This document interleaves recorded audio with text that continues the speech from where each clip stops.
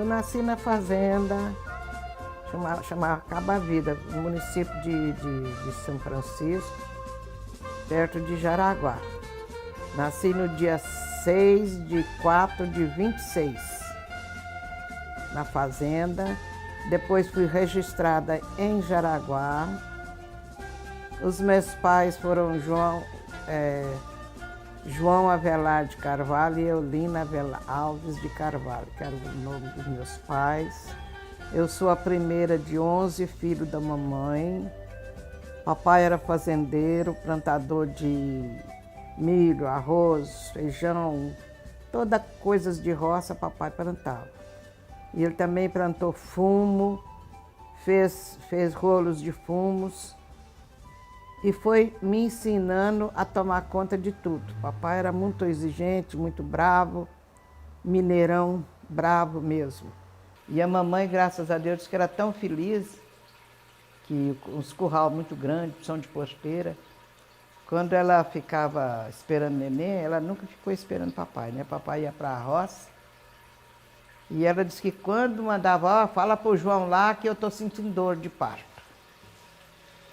Ele vinha correndo. Quando ele fechava a porteira do curral, que ela ouvia o barulho, o neném gritava. Tinha o neném, só Deus e ela. Né? E eu era caçula, a mamãe pôs eu para desmamar a piarada tudo, nossa. Ela ficava grávida, eu tinha de arrumar os meninos, né? Mas graças a Deus nós tínhamos um forno na cozinha. Ele assava de 20 a 30 formas de bolo. E a boca dava para a cozinha. Porque a fazenda tinha 4 quartos, uma sala grande, uma copa, uma despensa muito grande. Tudo era assoalhada, menos a cozinha que era de terra. E esse forno dava a boca pela cozinha. E na cozinha também, além do fogão muito grande, a mamãe tinha um pilão, e esse pilão tinha 3 bocas. Sabe o que é pilão? Não sabe? Sei. Tinha 3 bocas onde ali nós socava café moído, fazia paçocas de carne moídas, de carne seca para alimentar os funcionários. E da cozinha para o terreiro tinha uma escada de 7 degraus. Nós tínhamos muita plantação de flores, muita coisa maravilhosa, fazenda muito boa. Senti muito quando papai vendeu.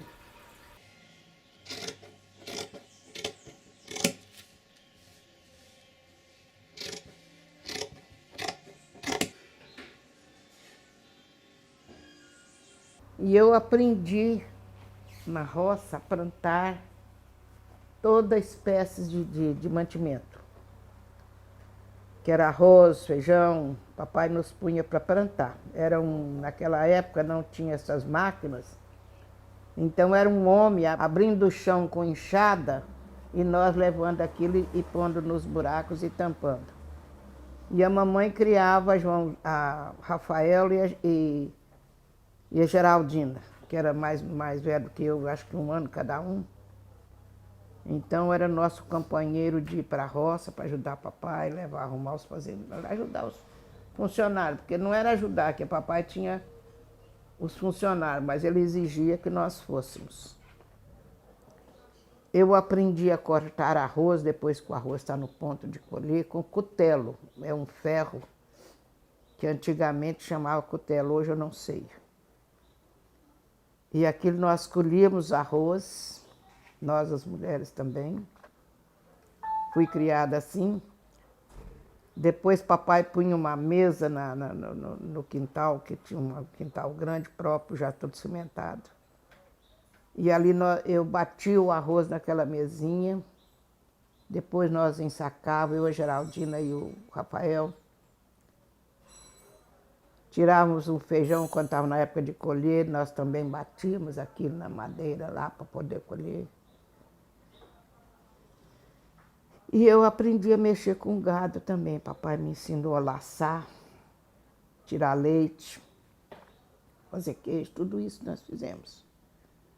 Eu aprendi a laçar, eu devia ter meus 8 para 10 anos. Naquela época, lá nessa redondeza, eles me brincavam muito comigo. Não, a Ondina só sabe laçar. É a melhor laçadeira, porque eu não deixava o laço cair no chão. Laçava a vaca, piava, marcava. E papai vacinava o gado com uma colher de querosene na nuca de cada criação. Para não dar peste, não dar, porque nessa época a gente nem conhecia esse negócio de peste. E eu tirava leite. Eu era tão impulsivo que até mamar numa vaca eu fiz. Eu ia tirando leite, eu era apaixonada com leite, mamei numa vaca.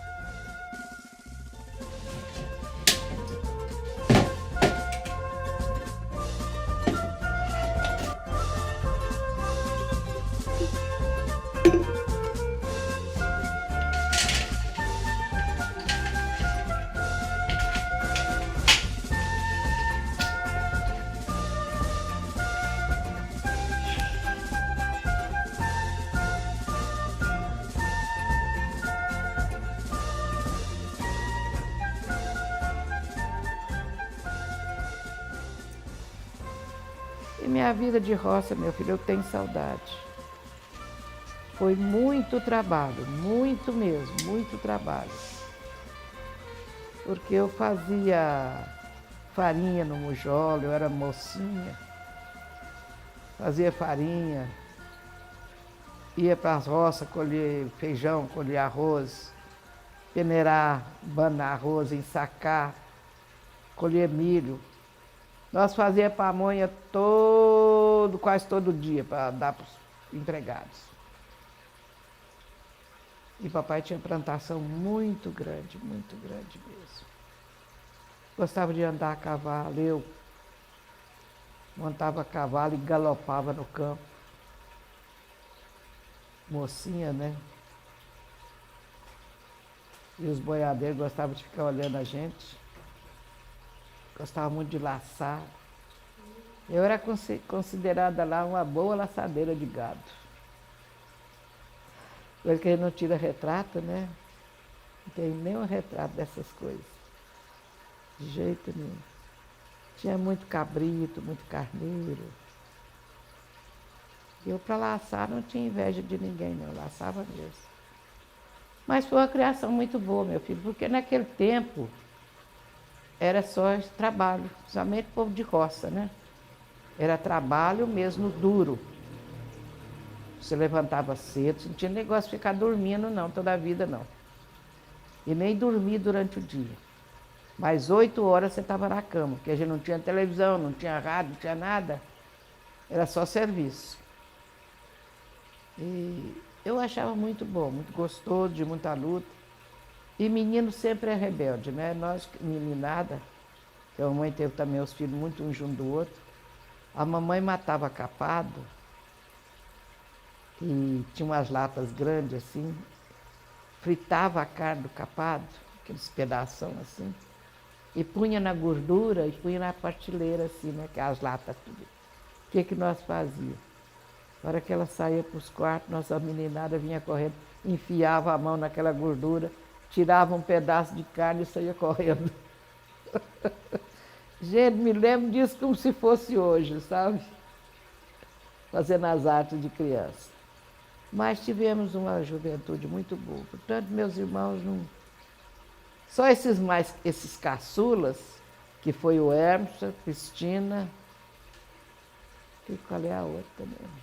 Acho que é o Lina, que é os mais novos, que tiveram uma vida bem diferente. Mas eu, o Nélio, a Naque, esses mais velhos, a coisa foi pesada. Sou João, quando falava, se abaixava. Mas graças a Deus tivemos uma vida muito boa, de muito trabalho, meu filho. Porque na fazenda, vocês nunca moraram em fazenda, fazenda não é brincadeira não, você trabalha. Mas ali também você tem de um tudo. De um tudo. Depende de você trabalhar, né? Você plantar. Aí ele vendeu a fazenda lá para esse tio, que era o irmão da vovó, e nós viemos para Goiânia. Eu devia ter meus 14 anos, aí comecei a estudar, já estudava um pouquinho na roça. Comecei a estudar e conheci um professor felicíssimo que ensinava o Morse. O Morse é um trabalho que a gente tem nos Correios, no telégrafo. Antigamente tinha. É um aparelho que vocês batem as letras num aparelhinho, que aí você bate todas as letras. E eu aprendia isso. Aí fiz um concurso no DASP e passei no 4º lugar. Aí o diretor dos Correios daqui de Goiânia, na Praça Cívica, me chamou para trabalhar. E eu fui trabalhar no Morse, lá no Correio. O Morse é um aparelho que você recebe os telegramas em riscos e transmite também em risquinhos. É o alfabeto todinho. Eu hoje não sei se ainda sei o alfabeto todinho. A gente recebia telegrama e transmitiam telegramas. E aí eu fiquei.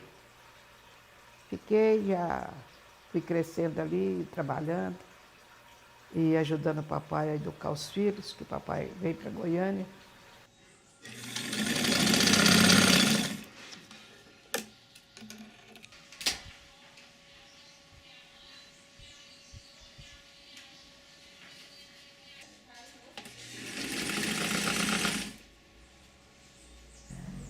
Depois que eu entrei para o Correio, eu tinha 13 para 14 anos, 13 para 14, 16 para 17 anos, quando eu entrei nos Correios. Aí, como eu ganhava meu dinheirinho, era R$100 naquela época, mas era muito dinheiro, né? Nossa! Eu ajudava muito minha mãe, meus irmãos, mas eu gostava de andar muito bem arrumada. Dona Ondina, é Ondina, né? Tem uns retratos aqui, cada um de um jeito. Gostava de andar muito bem arrumada, comprava tudo. E tinha muitas amigas, inclusive tinha umas amigas aí de uma... Hoje nós íamos para a porta ali do grande hotel, ali era a passeata das mulheres, das moças, ficar o tal de vai e vem. Porque naquela época que eu fui crescendo, que eu virei moça mesmo, Goiânia era muito bom. A gente podia passear, ir ao cinema, eu gostava, mas... E às vezes saía escondido do papai, que o papai não aceitava. Esse negócio de passou de 8, 9 horas na rua, tinha de estar em casa. E eu sempre gostei muito de passear e de tirar retrato. Portanto, eu tenho retrato aqui de todos os jeitos, né? Todos os jeitos mesmo. Eu gostava muito de passear. E doutor Divino, José de Oliveira, que era casado com a tia, era prefeito na Capital Velha. E eu fui passear para lá. Fui com a Berenice e outros amigos. Tirei férias do serviço e fui para lá. E lá nós fomos para o Baberato, porque Goiás Velha tem muito córrego bonito. E eu fui para lá.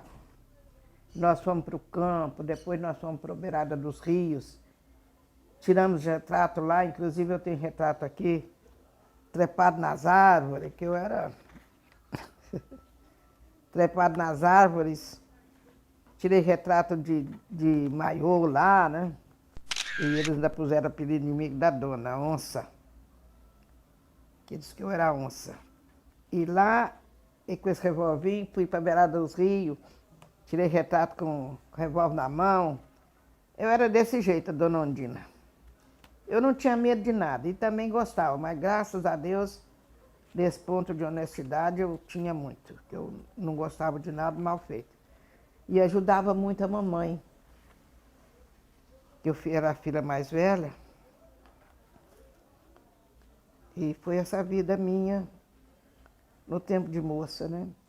Gostava às vezes de ir ao cinema. E gostava não gostava de festa. As festas que gostava era ficar nesse vai e vem, andando lá com as amigas. Tinha umas boas amigas, muito boas mesmo. E vinha para casa. Aprendi a costurar, comecei a costurar. Tinha dia que eu falava assim, mamãe sempre falava, minha filha nunca vi. Eu chegava já com um pano do correio e falava assim, amanhã eu vou apresentar, vou de vestido novo. E de noite eu cortava a roupa e fazia o vestido. No outro dia eu ia para o serviço com um vestido novo. E nesse tempo eu tive uma vida mais ou menos que, né, já fui crescendo e trabalhando. E nunca deixei, nunca faltei. Gostava muito do serviço também, dos colegas, com chefes muito bons, eu trabalhando.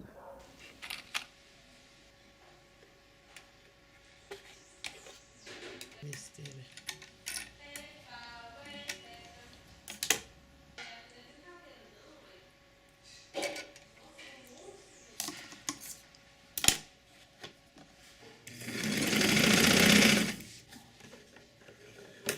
Aí, quando foi, eu já estava com 22 anos, apareceu São Paulo.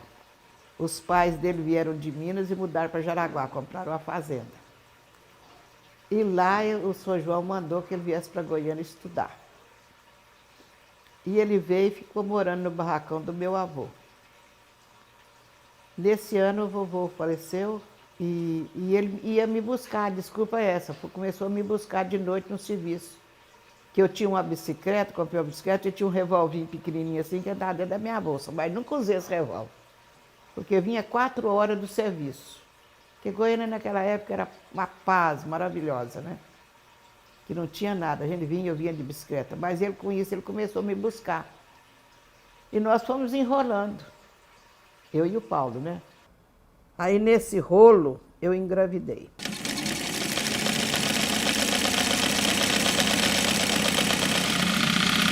Tanto me amava, tanto que ele foi contra os pais dele, que ele era novo, né, e eu mais velha. Os pais não queriam o casamento. Inclusive tinha um cunhado do meu sogro, aliás, genro do meu sogro, falsificou a assinatura do São João para poder dar autorização para ele, né, para ele casar. E ele tinha 18 anos só. Aí nós nos casamos, fomos para Belo Horizonte, fomos de avião. Eu ganhava R$100 e tirava 5 para o IPASGO. E nós fomos para lá, saímos daqui de Goiânia com uma mala, com todo o meu enxoval dentro, e a roupa dele e a minha. E de lá nós fomos para uma pensão em Belo Horizonte, chamada Goiacás, Belo Horizonte. E lá eu fiquei. Aí tinha uns amigos do Paulo, uns mineiros aqui de Bom Sucesso, arrumou um barracão para nós morarmos lá na rua Rio de Janeiro, em Belo Horizonte, abaixo do palácio, um quarteirão. A nossa casinha lá tinha 2 quartos, sala e a cozinha.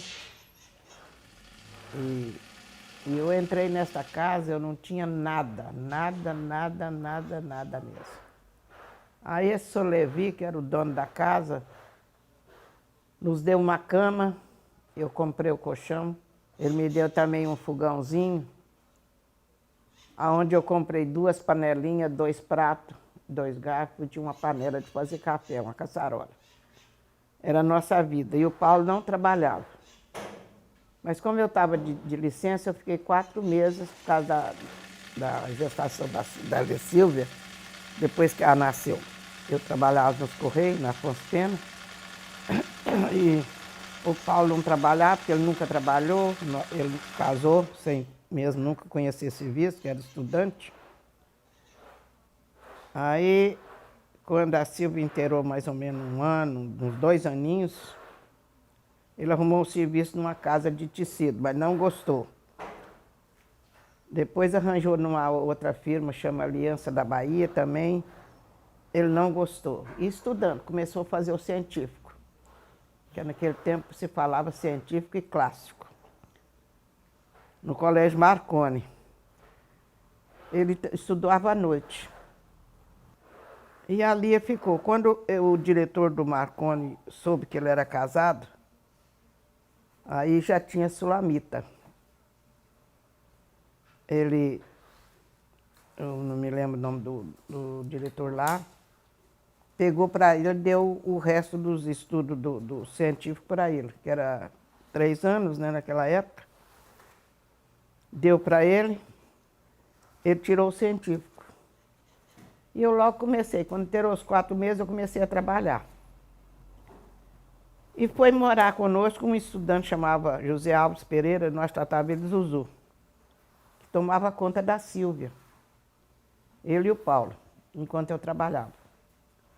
O Zuzu era tão amigo dele que, nós, que era como um irmão para nós lá em Belo Horizonte, que em Belo Horizonte, eu fiquei 10 anos sem vir a Goiânia. Papai, mas não tinha condição, né, de sair de Belo Horizonte. E morei nessa rua, não me lembro quantos anos. Aí depois, eu trabalhando, o Paulo começou a trabalhar. Aí quando veio, nasceu o Sulamita. Nasceu o Sulamita e eu levei mais 4 meses depois, e sempre trabalhando. Tinha uma colega no serviço que falava, Andina, eu só conheço você barriguda.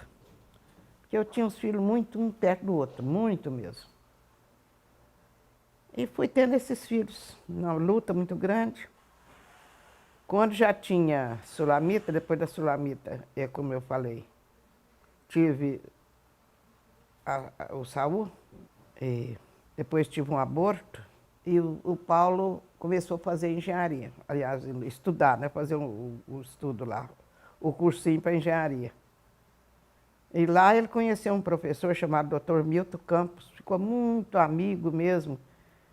A esposa dele, Dona Ruth, e era um evangélico da nossa igreja lá, que eu comecei a frequentar a igreja lá. Interessante, lá em casa tinha um cachorrinho, branquinho, e chegava aos domingos, nós íamos para a igreja, ia a pé, porque nós não tínhamos condução. Não tinha condições de pegar ônibus, que eram os filhos pequenininhos. Nós íamos a pé, passava a praça cívica lá, ia para a igreja a pé, todo domingo. E teve um domingo que nós já estávamos cá na praça, com aquela meninada e o cachorrinho era nós companheiros de ir para a igreja. Aí eu já tinha meus meninos quase todos. E um dia a Dona Ruth, né, estou vendo o carro pitando. Pitando, quando nós vamos, era a Dona Ruth, mas o Dr. Milton que vinha. Ondina, o que você esqueceu na igreja? Eu falei, eu não esqueci nada. Esqueceu sim, olha aqui dentro do carro. Era o Saulo. Viemos embora e deixamos o Saulo dormindo num banco lá, né?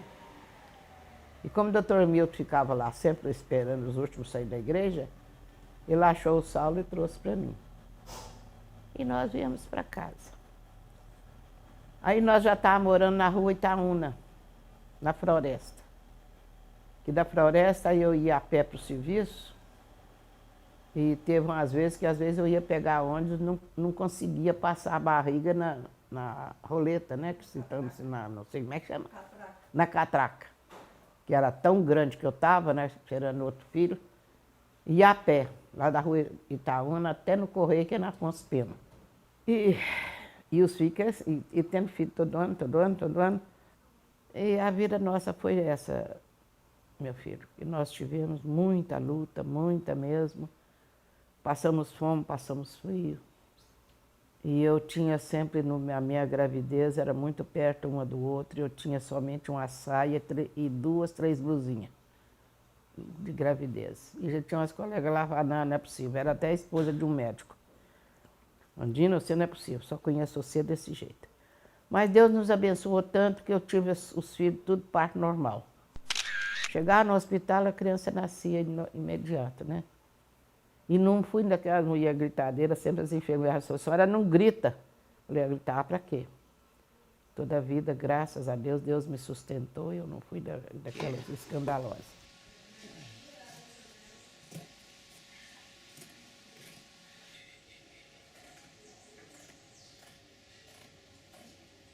E o Paulo começou a engenharia. Inclusive, quando ele já tinha esses 3 filhos, ele entrou na escola e raspou a cabeça. Quando ele chegou em casa com a cabeça raspada, as crianças não queriam ele de jeito nenhum.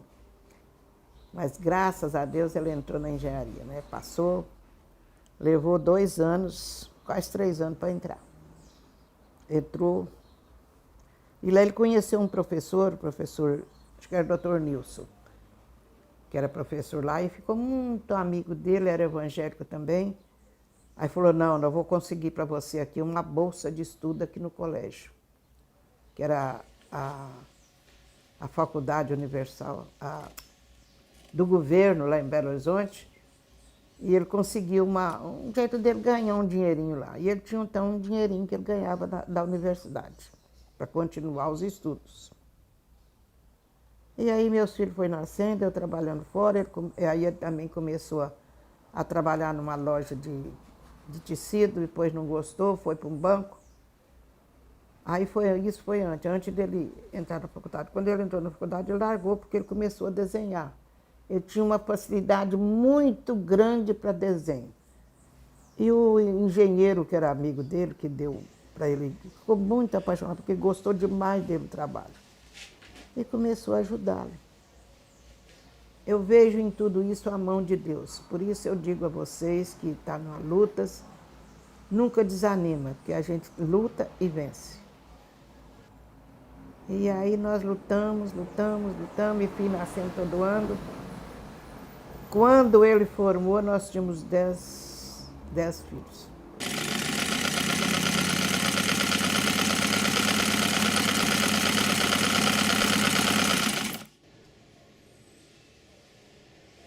Aí quando ele formou, uns não sei quantos dias depois, uns 4, não sei dias depois, nós mudamos para Goiânia. Largamos tudo, viemos também com mala e, como diz o outro, mala e cuia. E no caminho que nós pegamos aqueles ônibus, era muito interessante. Que o chofer, sempre quando nós parávamos nas paradas da estrada, o chofer virava e falava assim, só já contou quantos filhos tá aí, se já entraram todo mundo? Que era tudo pequenininho, né? Tava a Sheila no braço. Aí nós chegamos aqui, papai nos pôs no barracão, porque nós não tínhamos condição, né, de estar entrado numa casa ainda. Ele tinha formado, e lá ele conheceu engenheiros, porque um engenheiro da CEL, aliás, da Estrada de Ferro, daqui. Aí ele veio já como empregado da Estrada de Ferro, né, como engenheiro. E aí nós fomos para esse barracão do papai. Lá nós dormíamos nos colchões, no chão, até que nós conseguimos uma casa lá na rua, na Vila Nova. Conseguimos essa casa lá. Fomos para lá e aí foi melhorando, né? Deus foi abrindo as portas para o Paulo. Ele, como engenheiro da Estrada de Ferro, ele foi para o Dergo, que era, né, daqui de Goiânia.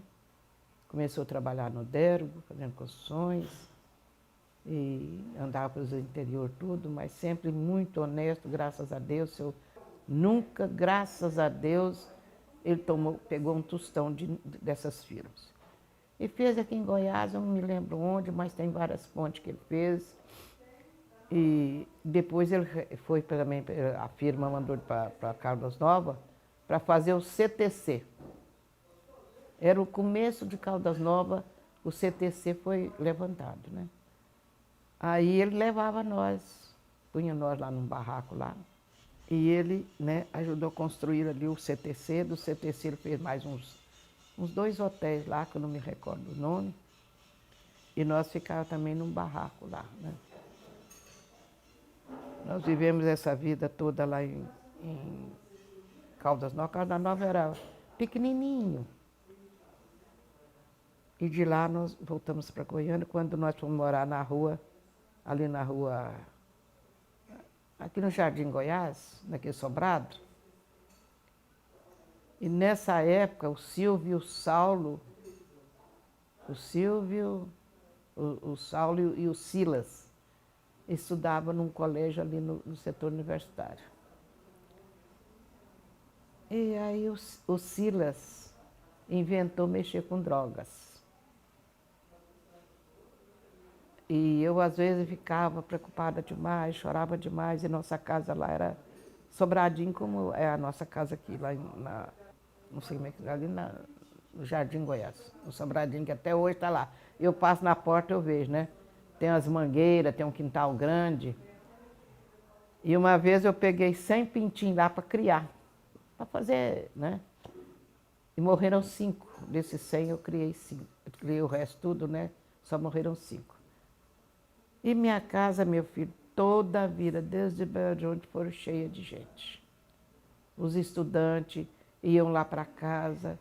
Ah, dona Dina, eu vim para nós fazer uma oração, que eu toda a vida tive muito temor a Deus.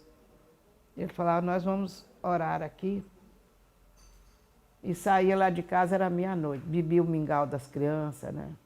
Mas o Paulo nunca opôs, depois que ele aceitou Jesus, mudou por completo. E nós tivemos essa vida, meu filho, os filhos. Aí, depois que nós viemos para Goiânia, tivemos essa vida aqui, graças a Deus. Fomos para essa rua lá. Interessante que o Saulo pegou um passarinhozinho para criar, e ele tinha muito berne. Aí ele tirou todos os bernes do passarinho, né? E ficou lá em casa, o bichinho criando, solto. Aí um dia os meninos estavam lá em cima, era só ligar a música lá em cima, ele saía pela escada correndo até nos meninos.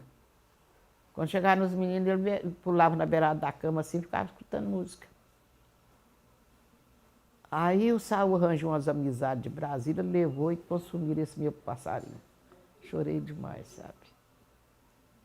E eu já tive 35 gaiolas de pássaros. Gostava demais de pássaro.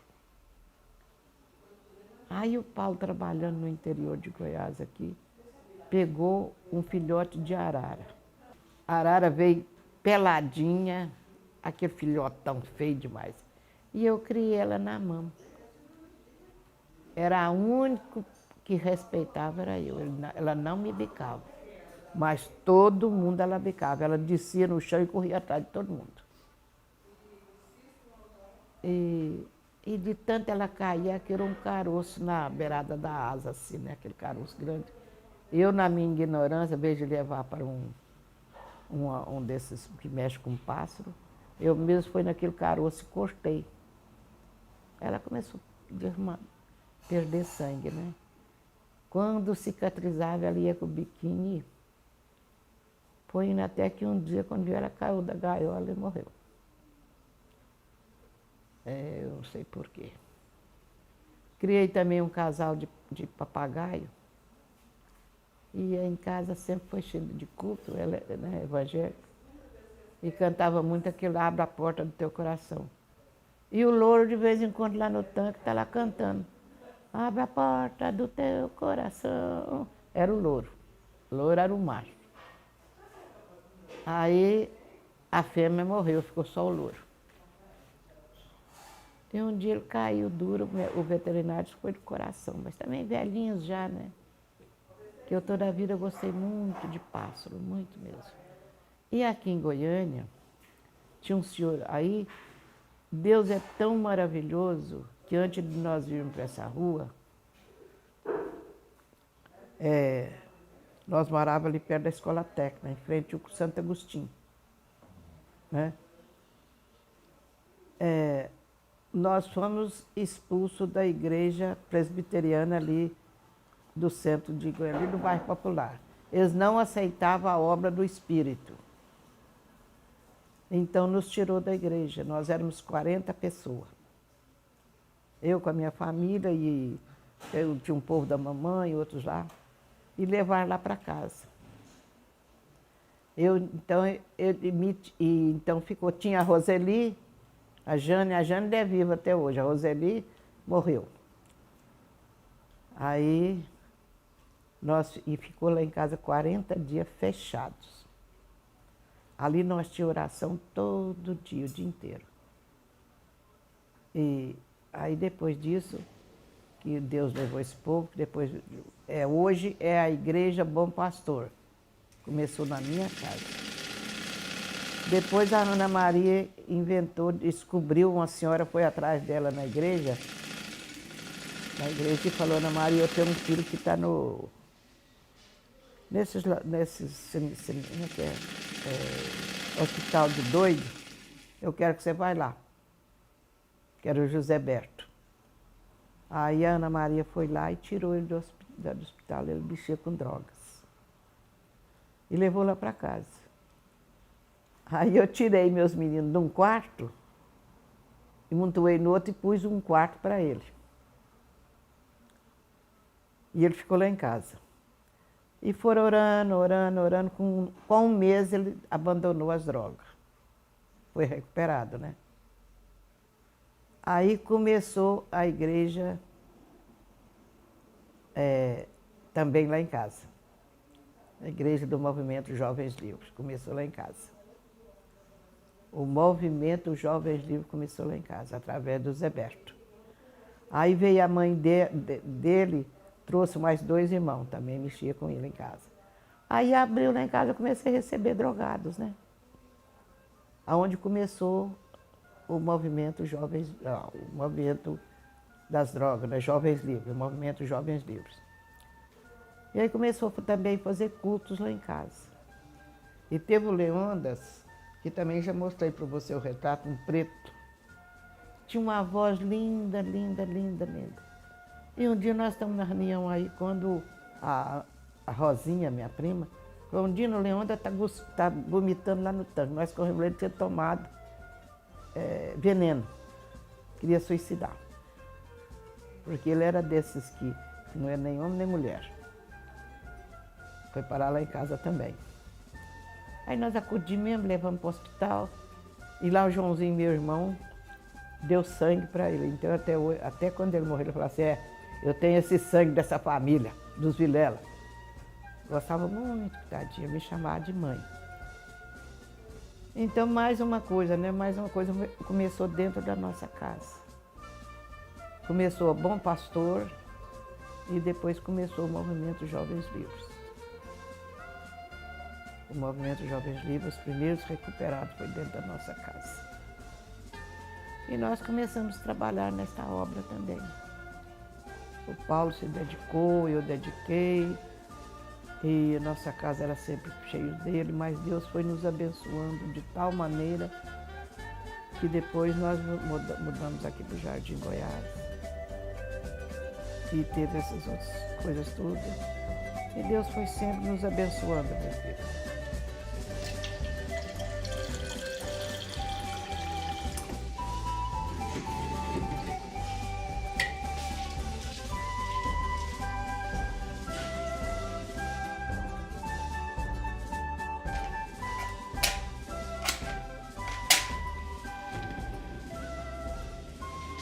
E isso foi nossa vida. Mas os filhos sempre conosco. Nunca nos abandonaram, graças a Deus. Ele, principalmente ele, porque eu nunca fui de ficar corrigindo muito filho. Agora ele não. Ele toda a vida corrigiu muitos, os filhinhos, e criou, graças a Deus, os filhos muito bem. E os netos foram nascendo, né? Cada neto mais bonito do que os outros. Agora, os que mais ficaram conosco mesmo presos foi aqui, o Gabriel e a Bárbara, que depois de 12 anos a mãe dela arrumou a Marina. O Gabriel também arranjou uma filhinha. Aí depois a esposa dele, a mulher dele, foi embora para os Estados Unidos e a menina foi criada com a Bárbara mais a Valéria. Hoje é a Gabriela. E a menina muito boa, muito carinhosa. E são os netos que mais ficaram presos, né, conosco, para mim. Por exemplo, a Valéria, que é minha nora, para mim é uma verdadeira filha. É uma pessoa que nós se damos muito bem, graças a Deus. E é uma coisa que é interessante, que na educação dos filhos, nós educamos os filhos assim, nos respeitar e tomar bênção todos os dias. E nos tratar de senhor e senhora. Nunca foi como na criação de hoje, né? Que, se a gente fala para uma pessoa, a senhora... Não, a senhora está no céu.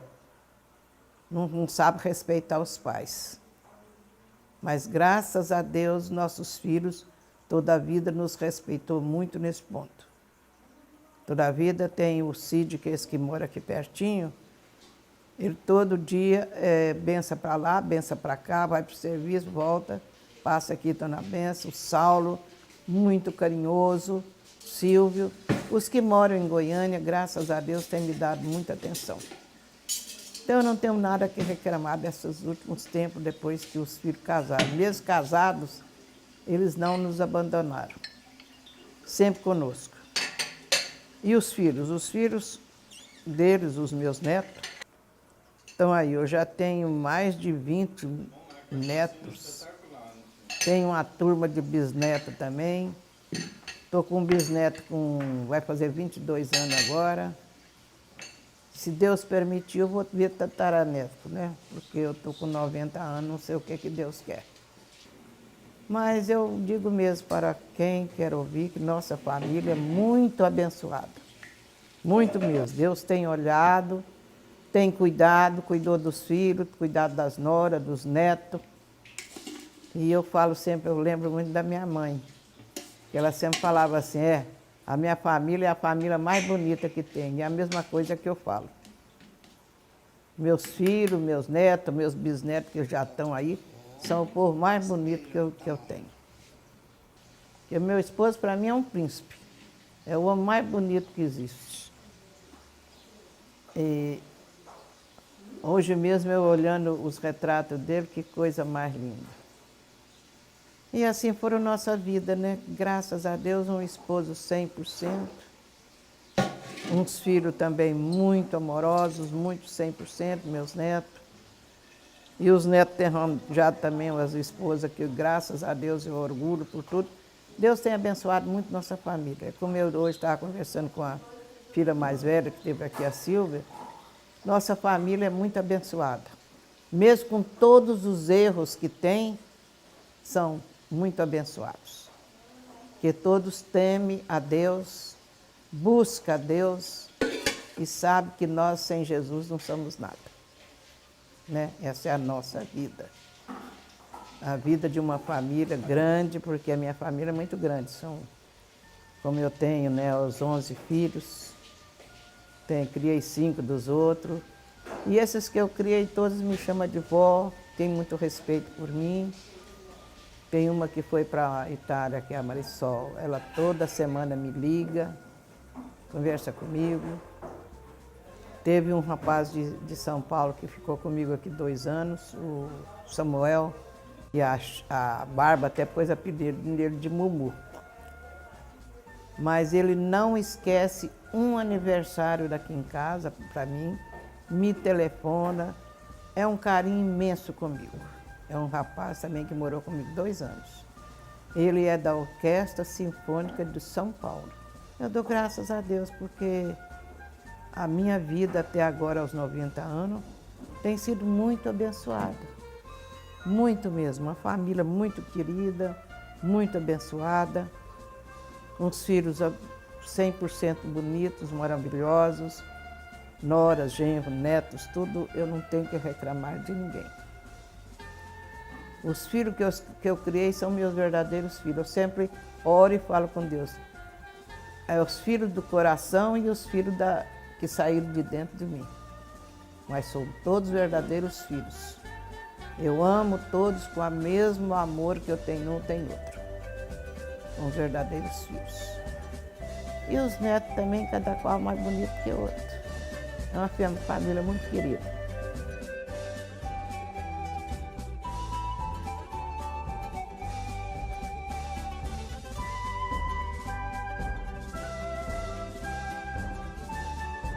O Alzheimer dele, como é uma doença que hoje parece que está aumentando no mundo, né?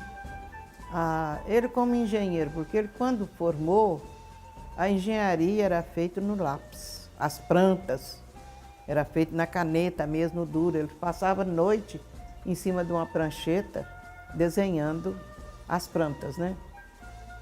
Porque hoje a engenharia, você fala com eu quero uma planta, menos num dia a planta está pronta. Mas ele não, foi feito assim. Gostava muito de ler, né? Mas de repente ele começou a esquecer as coisas. Foi esquecendo os filhos, já não conhecia mais ninguém. Só a minha pessoa, que é impressionante, né? Que é o amor, mesmo na doença, ele nunca me esqueceu. Agarrado demais comigo, mesmo na doença. Aí ele foi para a cama. Aí ele não dava conta de mais nada, nem banho, né? Às vezes levantava ele, qualquer coisa voltava para a cama, ficou assim uns anos. Depois foi para a cama mesmo, principalmente os 2 últimos anos, ele não saiu da cama.